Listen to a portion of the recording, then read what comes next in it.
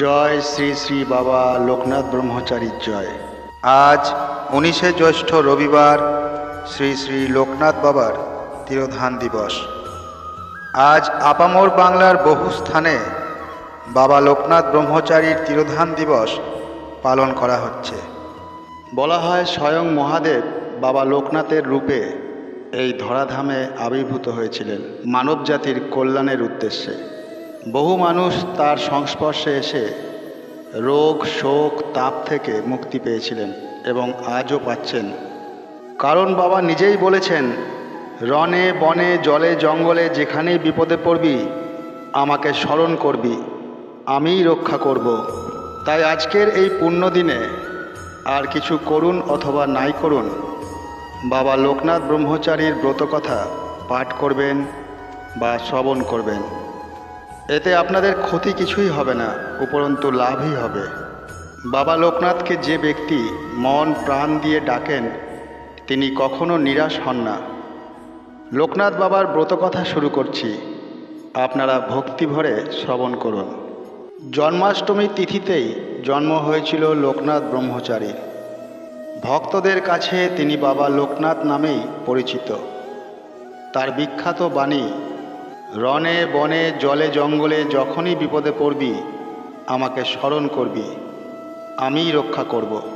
লোকনাথ ব্রহ্মচারী 1137 বঙ্গাব্দ ইংরেজির 1730 খ্রিস্টাব্দে তৎকালীন যশোহর জেলার আর বর্তমানে পশ্চিমবঙ্গের 24 পরগনা জেলার বারাসত মহকুমার চৌরসী চাকলা গ্রামে জন্মগ্রহণ করেন।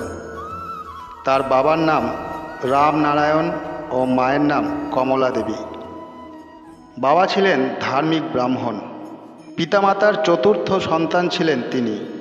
লোকনাথকে সন্ন্যাস ধর্ম গ্রহণ করানোর জন্য 11 বছরে উপনয়ন দিয়ে পাশের গ্রামের ভগবান গাঙ্গুলির হাতে তুলে দেন।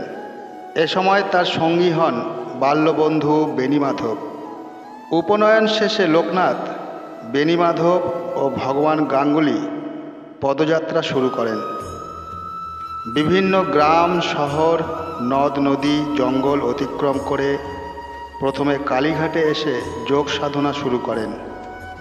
এই রূপে গুরুর আদেশে বিভিন্ন স্থানে যোগ সাধনা ও ব্রত করে শেষ পর্যন্ত লোকনাথ ব্রহ্মজ্ঞান লাভ করেন। তারপর শুরু হয় দেশ ভ্রমণ। প্রথমে হিমালয় থেকে কাবুল দেশে আসেন।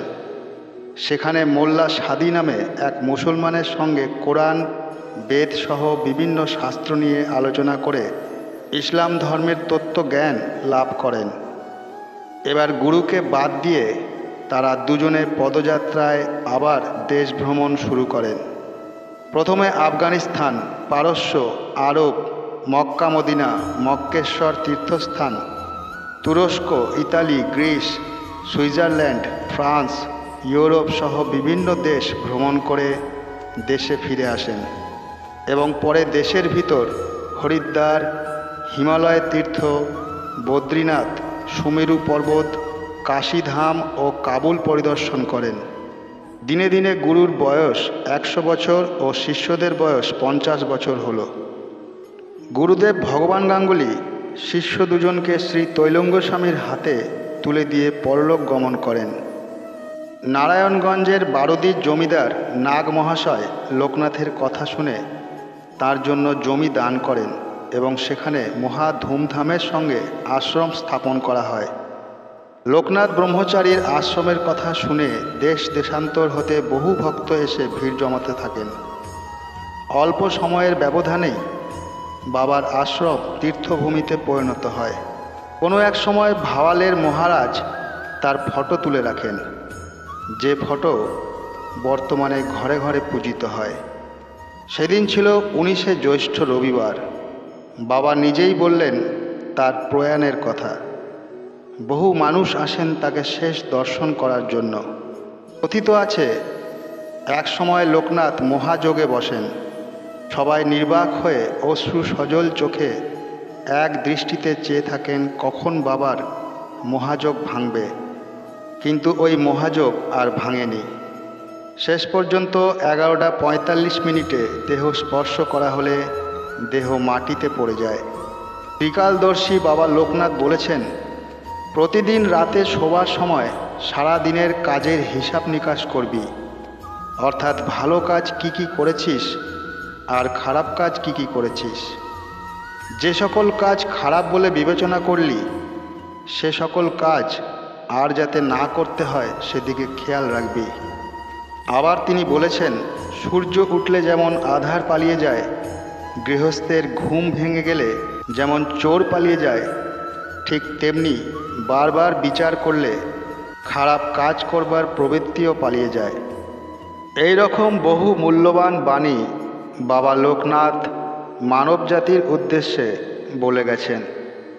যদি তা সঠিকভাবে পালন করা হয় তাহলে জীবনে দুঃখ কষ্ট বা দারিদ্রতা বলে কিছুই থাকবে না। অথ লোকনাথ ব্রহ্মচারীর ব্রত মাহাত্ম্য সমাপ্ত। আশা করি এই ব্রত কথাটি আপনাদের ভালো লেগেছে। আর যদি ভালো লেগে থাকে তাহলে একটি লাইক করে দেবেন এবং কমেন্ট বক্সে জয় বাবা লোকনাথ লিখতে ভুলবেন না। আর আপনজনদের মধ্যে শেয়ার করে দেবেন।